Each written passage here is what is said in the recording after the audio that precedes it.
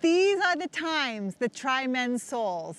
Thomas Paine wrote these words on December 23rd, 1776, just 2 days before George Washington made the crossing from this side in Pennsylvania to that side in New Jersey, crossing the Delaware River. On Christmas Day, George Washington made a daring move with his Continental Army and delivered a decisive blow against the British Army on the other side of the Delaware River.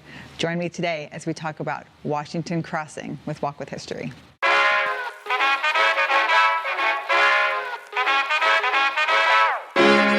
The famous painting, Washington Crossing the Delaware, was painted in 1851 by Emmanuel Lutz. And even though this is the most well-known depiction of this historic event, there are some misconceptions about this painting. First of all, that is not the correct flag. Betsy Ross didn't sew the Continental Army flag until 1777. So that flag that's depicted there is Betsy Ross's flag. At the time, the British would have had something like a Union Jack in the corner with white and red stripes instead of that flag.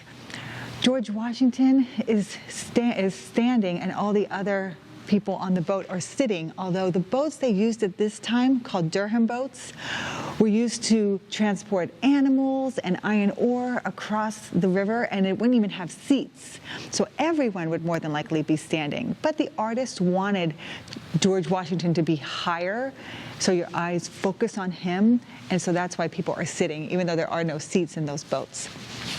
Also, James Monroe, the 5th President of the United States, is holding the flag in this picture. Now, James Monroe was part of the Delaware crossing. However, they do not think that he was on the boat with George Washington at the time. You also see people of color rowing the boat, and that is a right depiction. There probably were men of color who were actually part of the Continental Army at this time.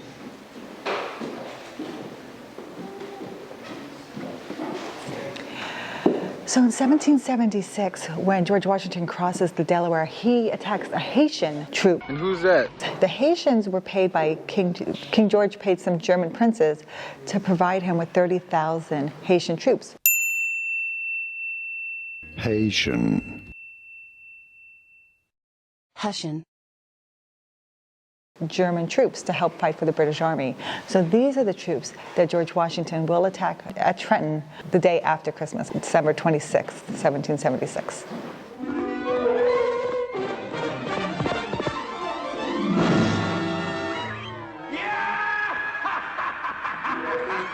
So it was 4 p.m. on Christmas Day when George Washington and the Continental Army decided to start the cross of the Delaware River after weeks of winter. So they're crossing with these boats against these ice patches, pushing them out of the way. And they transported approximately 2,400 men, 18 cannons, 50 horses, and many wagons. And they started at about 4 p.m. on Christmas Day and didn't get done until about 3 a.m. on December 26th. Sounds exhausting. One of the misconceptions when it comes to military operations, especially this time, is the amount of sickness and illness that would take out an entire army of men. And this whole exhibit is surrounding that idea that men were dying from scabies and typhus and smallpox, yellow fever. Another misconception, not only of the Revolutionary War, but the Civil War, most of them died from sickness, not from the actual fighting. And that is also true of the Continental Army. So these are the things that were used at the time to treat soldiers who were sick.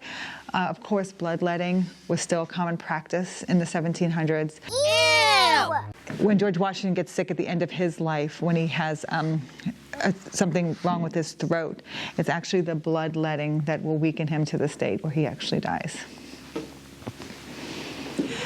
This is the McConkey Ferry Inn, and this building was actually used by General Washington and his aides to have their last dinner before they crossed the Delaware on Christmas Day, 1776.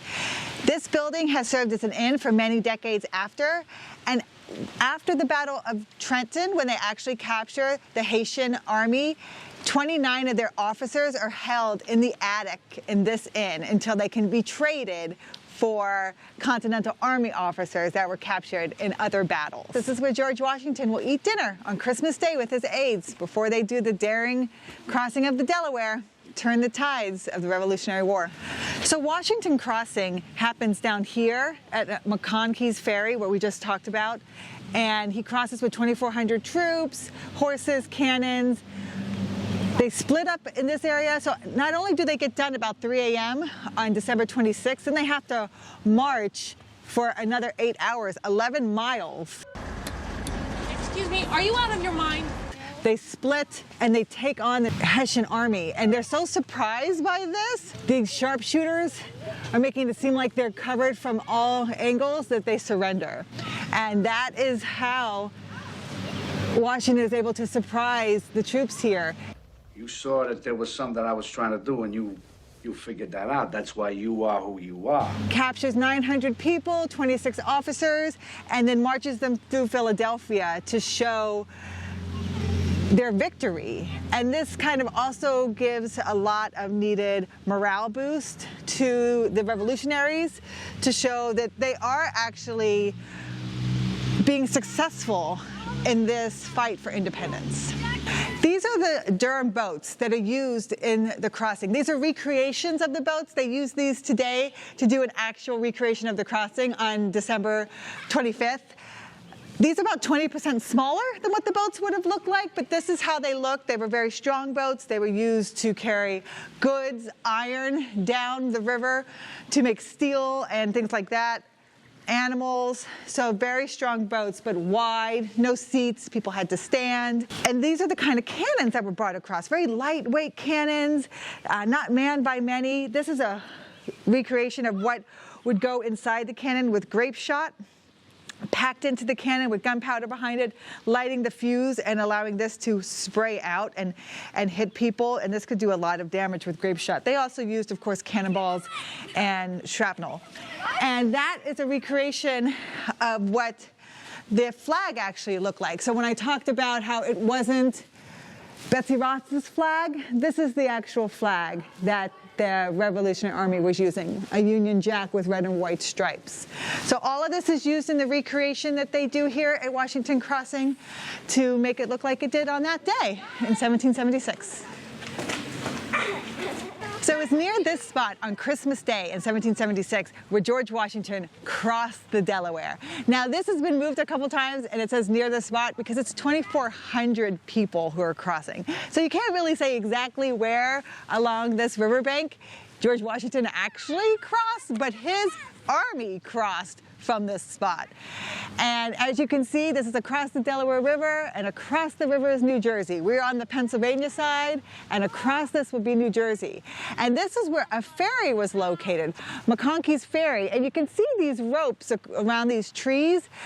Ferry boats would have ropes tied to other trees, and these boats would go back and forth across the river, and this is how people would get ferried across in 1776. So George Washington was right around here. This is everything that he saw in 1776 in December. One of the strategic things that George Washington did, though, is after they crossed over here in retreat in early December, he took all the boats up and down the river off the New Jersey side and hid them behind an island over here. So they couldn't be used by the British and couldn't be used by the Haitian army. And at the time, the British and the Haitians were like, we'll get him. We're not that worried about it. We're not that concerned. We're going to get him.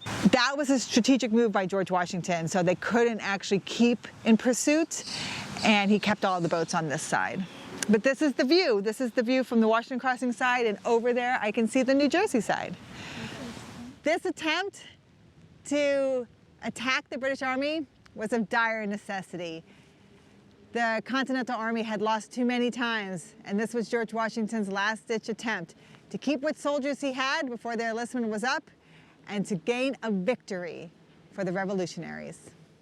So for my final thoughts of Washington Crossing, being here and actually seeing it all, this is such a moment that is burned into our American psyche, a moment that as Americans, we learn about, we understand that this is George Washington's final attempt to be successful during the Revolutionary War, and he was successful. So we look at this moment as a turning point in our young nation's history, and we're thankful that someone like George Washington had that forethought to give it one last try, to not give up, to have that fighting spirit, and to walk into the pages of American history. Join me again for the next Walk with History.